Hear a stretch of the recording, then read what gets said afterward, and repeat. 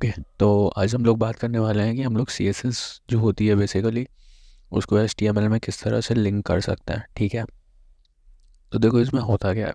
इसमें तुम तीन तरह के यूज़ कर सकते हो। ठीक है, पहला वाला जो है वो एक फ़ाइल के थ्रू होता है, जो कि अलग से हम लोग CSS की एक फ़ाइल बनाते हैं। ठीक है, और उसको फिर हम लोग जो है अपने उसमें बेसिकली HTML में लिंक कर लेते हैं। ठीक है, उसके लिए तुम्हें एक लाइन लिखनी पड़ती है और वो ये है।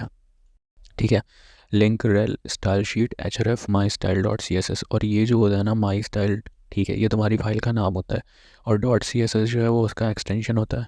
ओके, तो ये बंदी कैसे है, न्यू फाइल में जाना है। ठीक है, और my style dot C S S, ठीक है, इस पर क्लिक करना है और ये तुम्हारी फाइल जो है वो क्रिएट हो जाएगी। इसमें जो भी तुम्हारा कोड है वो पेस्ट कर दो। ठीक है, जैसे देखो बॉडी बैकग्राउंड कलर मैंने लाइट ब्लू दिया है। ठीक है, तो ये तुम्हारा लाइट ब्लू वर्क कर रहा है और जो हेडिंग का कलर है मैंने नेवी दिया है, तो तुम इसको चेंज कर सकते हो। ठीक है, तो बेसिकली जो भी है।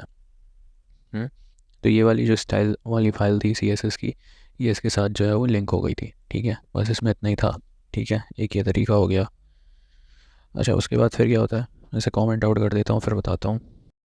तो वो तो यहाँ से हट चुकी है, पर एनीवेज तो इसमें होता क्या है वो समझ लो। ठीक है, तो मैं सिंपली अपनी HTML लिखनी होती है। ठीक है, ये मैं मोस्टली यूज़ करता हूँ क्योंकि ब्लॉगर वगैरह पे जब भी साइट अगर होस्ट करनी हो तो ये बेस्ट होता है तुम्हारी, क्योंकि उसमें फिर CSS की फ़ाइल ना तुमको अलग से बेसिकली होस्ट करवानी पड़ती है।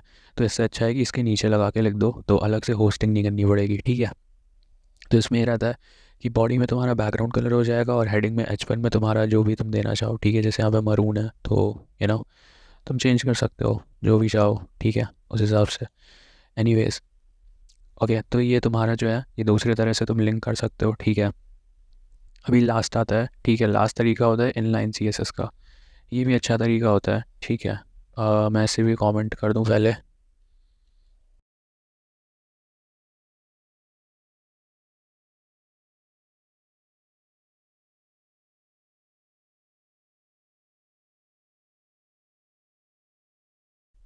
ओके, ये ठीक है। तो इसमें जैसे कि तुम देख सकते हो कि मैंने यहाँ पे जो भी एलिमेंट डाला, जैसे H1 यहाँ पे लिखा है। ठीक है, तो H1 में मैंने यहाँ पे स्टाइल डाला, इज इक्वल्स लगा के फिर कलर मुझे जो देना था। ठीक है, फिर ये semicolon, then text line जहाँ पर भी करवाना था वो, मतलब जो तुम्हारे CSS की सिंपल कमांड्स रहती हैं वही रहेंगी। ठीक है, बस तुम्हें दो चीज़ें ध्यान रखनी है। एक तो ये चीज़ कि ये जो स्टाइल है ये लिखना होगा, इक्वल लगाना होगा, और ये तुम्हारा जो कॉमा होता है, ठीक है, हेडिंग वाला, वो लगाना होगा। ठीक है, और उसके बाद तुम्हारा यहाँ पे लास्ट में उसी से एंडिंग होगी। ठीक है, और जो भी तुम लिखोगे उसके बाद सेमी कॉलन ज़रूर लगाना। ये तो एक दो तीन और ये चौथी चीज़। ठीक है, ये चार चीज़ें याद रखो और तुम्हारा काम जो है वो बन जाएगा। ठीक है, और भी तुम इसमें जो भी लिखना चाहो वो लिख सकते हो, मतलब जो भी समझ में आए तुम्हें कि हाँ यूज़फुल है। ठीक है, मैंने सिंपल सी चीज़ें लिखी हैं क्योंकि मुझे सिर्फ समझाना था।